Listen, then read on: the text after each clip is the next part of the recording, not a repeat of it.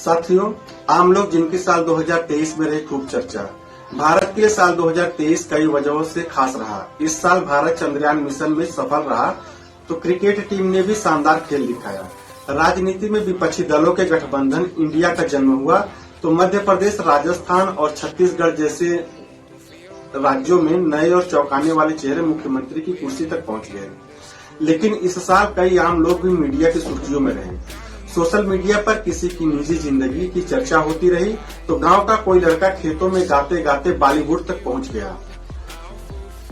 आइए नजर डालते हैं कुछ आम लोगों के चेहरे पर जो साल 2023 के दौरान भारत में खास बने रहे और किसी न किसी वजह से लोगों की जुबान पर रहे। जिसमें पहला नाम आता है पाकिस्तान की सीमा हैदर का। पाकिस्तान की सीमा हैदर इस साल खूब सुर्खियों में रही। भारत के सचिन मीणा से शादी करने के लिए वो पाकिस्तान से भारत पहुंच गए।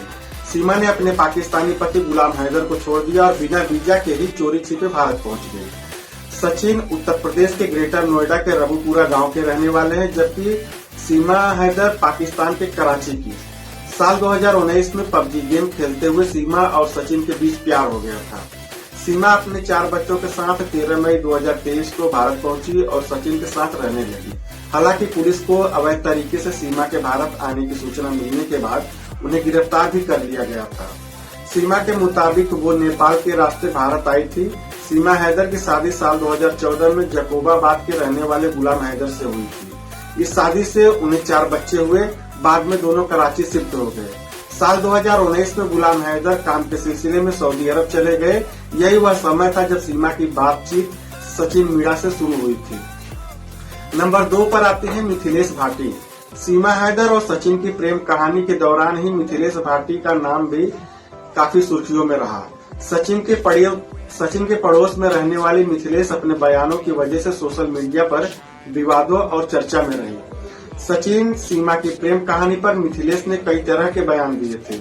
इसी दौरान मिथिलेश का एक बयान सोशल मीडिया पर खूब शेयर किया गया, जिसमें वो सचिन के बारे में आपत्तिजनक शब्दों का इस्तेमाल कर रही थी। उसके बाद नाम आता है अंजू का। अंजू का मामला भी ठीक उसी दौरान सुर्खियों में आया जब सीमा हैदर भारत की मीडिया पर छाई हुई थी। इनकी कहानी भी सीमा हैदर की ही तरह है।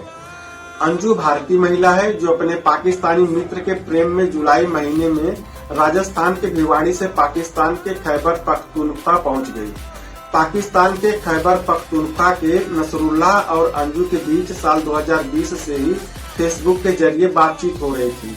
अंजू की भारत में पहले ही शादी हो चुकी थी और उनके बच्चे भी हैं। बाद में अंजू भारत भी लौटी थी। चौथा नाम आता है गब्बर सिंह नेगी का।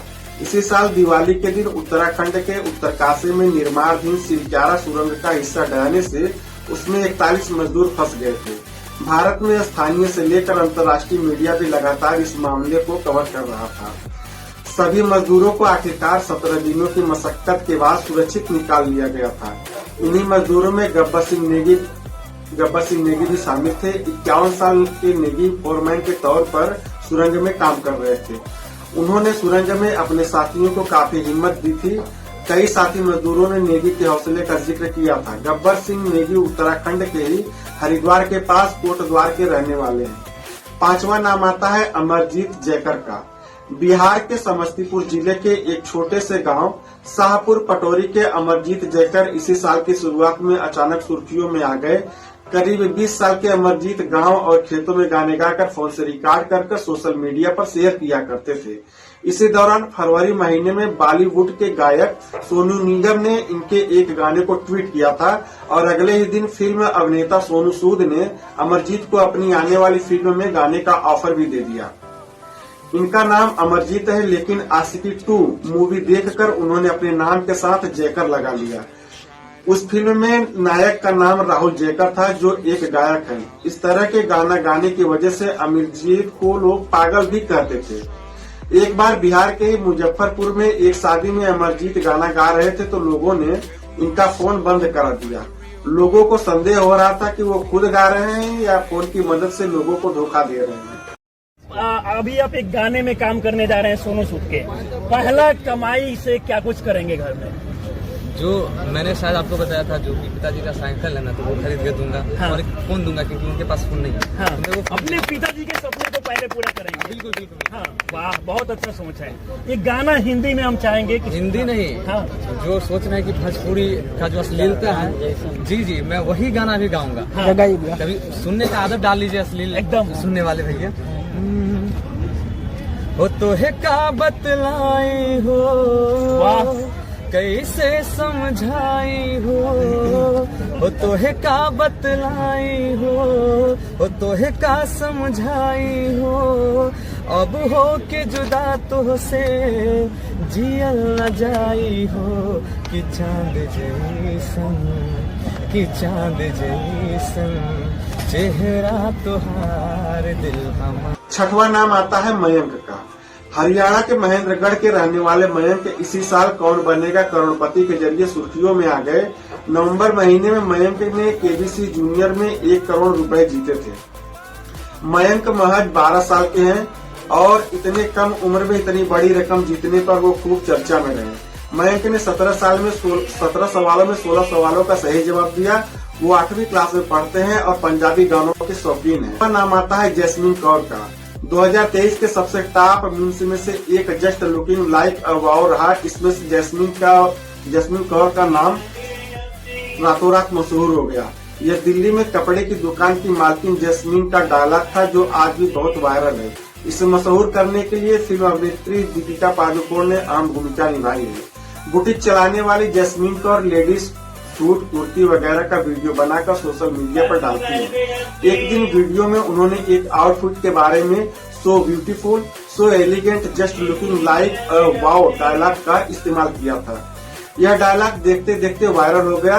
आम लोगों से लेकर क्रिकेटर्स और बॉलीवुड के स्टार्स तक इनके डायलॉग की चर्चा करने लगे। इस साल अक्टूबर के महीने में महज 1 हफ्ते में जैस्मीन के डायलॉग सोशल मीडिया पर छा गए थे। So beautiful, so elegant, it's just looking like a wow. So it's just looking like a wow. So beautiful, so elegant, just looking like a wow. Just looking like a wow.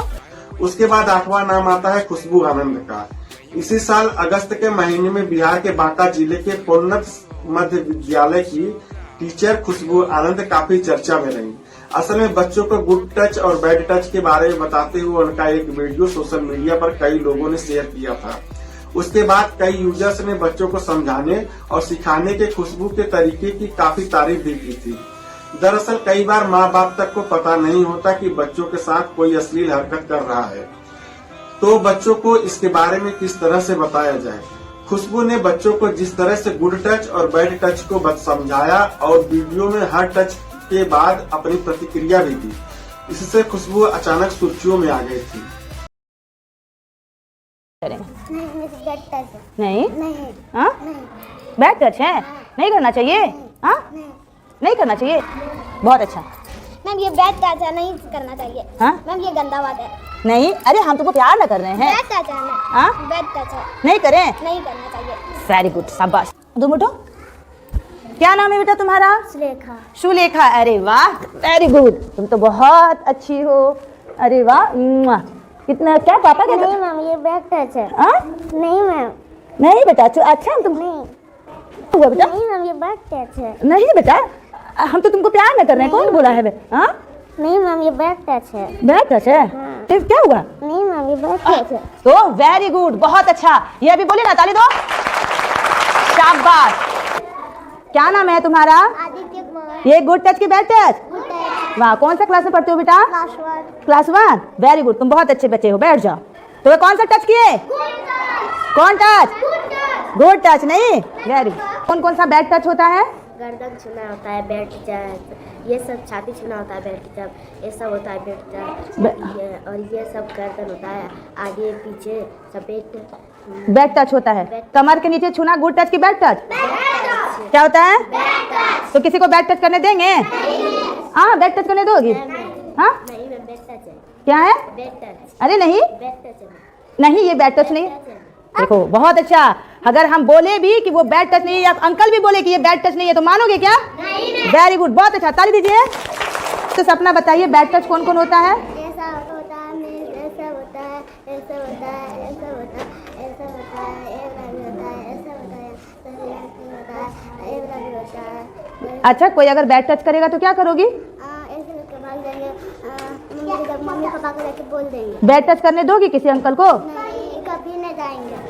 नहीं, मेरे bad touch है। हाँ, bad touch नहीं नहीं, तो bad touch कौन बताया?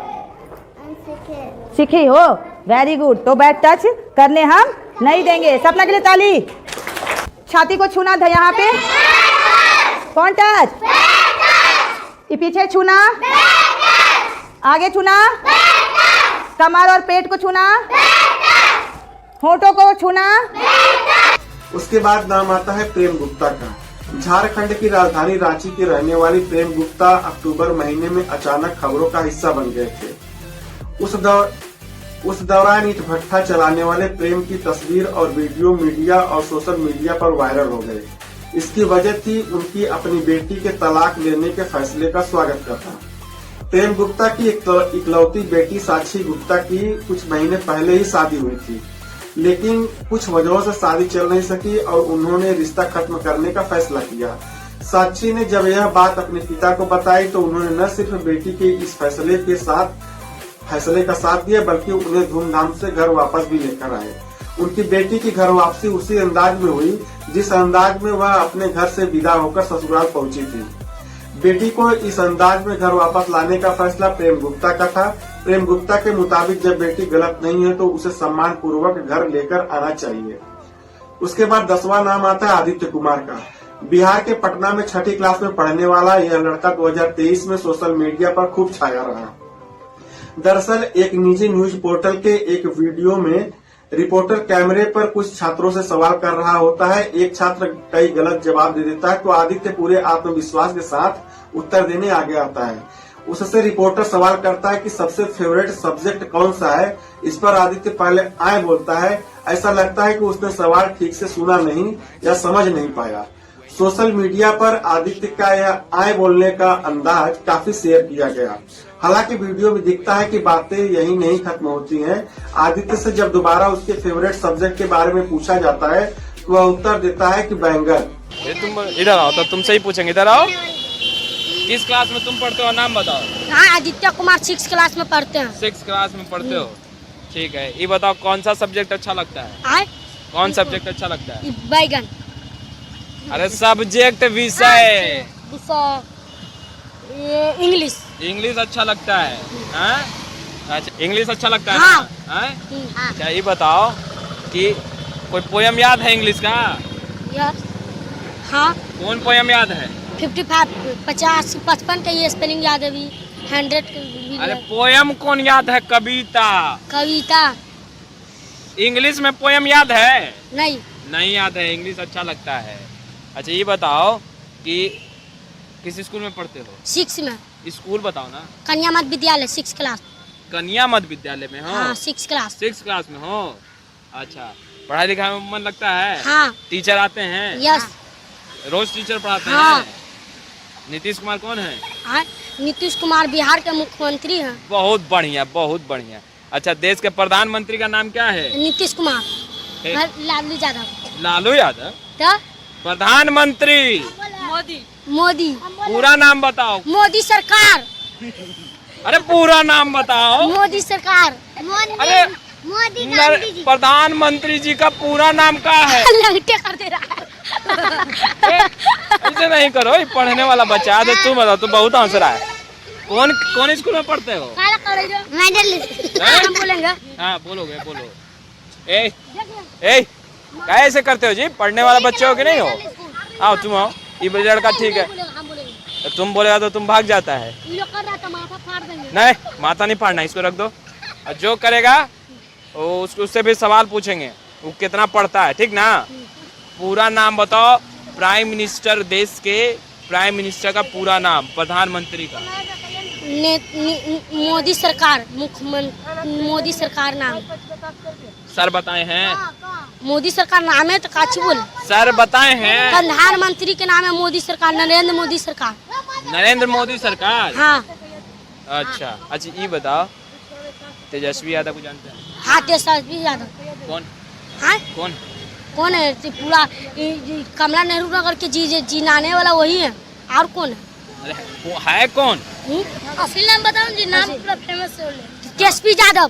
तेजस्वी यादव, हाँ। अच्छा ये बताओ, तेजस्वी यादव को पसंद करते हो? हाँ हम पसंद करते हैं। काहे? काहे? उतना वैल्यू बनाए हैं मेरा मोहल्ला में। हाँ क्या किए मोहल्ला में? मोहल्ला में बहुत काम कर रहे हैं, गरीब लोग के राशन बांटे हैं। 6 क्लास में पढ़ते हो ना? अब हमको पूरा ABCD सुनाओ। ABCDEFGHIJKLMNOPQRSTUVWXYZ। वाह। अभी बताओ कि इंग्लिश पढ़ते हो, इंग्लिश का कोई पोयम याद है? नहीं, अभी बुक लेंगे तना। अब पहले 6ठी क्लास में आ गए, अब तक कोई पोयम है नहीं याद किए? पोएम तो उसके बाद नंबर आता है 11 नीलम का। इस साल 13 दिसंबर को भारतीय संसद भवन और उसके बाहर रंगीन धुआं छोड़ने के मामला काफी चर्चा में रहा। इसी में संसद भवन के बाहर रंगीन धुआं छोड़ने के मामले में नीलम नाम की महिला सुर्खियों में छाई रही। नीलम का परिवार हरियाणा के जिंद में रहता है। नीलम की मां के मुताबिक उनकी बेटी नौकरी नहीं मिलने की वजह से परेशान थी। हालांकि संसद भवन के अंदर और बाहर हुए इस मामले की जांच अभी जारी है। नंबर 12 पर आते हैं द्वारका दास। पंजाब के डेरा बस्ती में रहने वाले 88 साल के द्वारका दास अचानक करोड़पति बनने की वजह से सुर्खियों में छाए रहे। इसी साल उन्होंने 5 करोड़ रुपए की लोहड़ी बम्पर लॉटरी जीती थी। द्वारका दास ने 35 साल पहले किसी के सुझाव पर लॉटरी टिकट खरीदना शुरू किया था। महंत द्वारका दास कई साल पहले दुकान चलाया करते थे। अब वो डेरा का धार्मिक केंद्र को संचालित करते हैं। उसके बाद नाम आता है 13 ज्योति मौर्य का। इसी साल के मध्य में उत्तर प्रदेश की PCS अधिकारी ज्योति मौर्य अपने पति के आरोपों के बाद अचानक सुर्खियों में आ गई थी। सोशल मीडिया पर उनका मामला कई दिनों तक छाया रहा और इस पर खूब बहस हुई।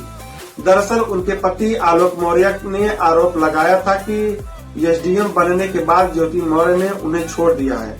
आलोक मौर्य ने सोशल मीडिया पर उन्होंने अपनी पत्नी से चैट का एक वीडियो भी पोस्ट किया था। वीडियो सामने आने के बाद इस मामले पर लोग सोशल मीडिया पर अलग अलग विचार रख रहे थे। एक पक्ष इसे ज्योति मौर्य और आलोक मौर्य का निजी मामला बता रहा था, जबकि दूसरा पक्ष ऐसे वीडियो डालकर ये दावा कर रहा है इस घटना के बाद कई पतियों ने अपनी पत्नी की आगे की पढ़ाई पर रोक लगा दी थी। नंबर 14 पे नाम आता है सोमनाथ झंडे का। महाराष्ट्र पुलिस में सब इंस्पेक्टर पद पर तैनात सोमनाथ ने इसी साल वर्ल्ड कप क्रिकेट के दौरान ऑनलाइन गेमिंग के जरिए 1.5 करोड़ रुपए जीते थे। सोमनाथ ने ड्रीम 11 पर 10 अक्टूबर को 1.5 करोड़ रुपए जीते थे। इस जीत के बाद वो काफी मशहूर भी हो गए थे, लेकिन पुलिस विभाग ने सोमनाथ झंडे पर आचार संहिता के उल्लंघन का आरोप लगाकर उन्हें निलंबित कर दिया। हालांकि सोमनाथ झंडे इन आरोपों से इनकार कर रहे हैं। कंपनी की वेबसाइट पर साल 2021 के सुप्रीम कोर्ट के एक फैसले का हवाला दिया गया, जिसके मुताबिक ड्रीम 11 का प्लेटफॉर्म देश के जुए से संबंधित कानूनों के दायरे में नहीं आता है। भारत में जुआ अवैध है, लेकिन ऑनलाइन गेमिंग इंडस्ट्री से जुड़े कुछ लोगों की दलील है कि जुए में किस्मत की गुंजाइश अधिक रहती है, जबकि इस ऑनलाइन गेम में हुनर की काफी भूमिका होती है। इसमें यूजर्स वर्चुअल टीम बनाते हैं, जिसमें असली जिंदगी के खिलाड़ियों के नामों का इस्तेमाल किया जाता है और वास्तविक मैचों में इन खिलाड़ियों के प्रदर्शन के आधार पर यूजर्स को पॉइंट कमाने का मौका मिलता है। साथियों, आशा करता हूं कि आपको ये जानकारी अच्छी लगी होगी, तो वीडियो को लाइक और चैनल को सब्सक्राइब करें। धन्यवाद। जय हिंद, जय भारत।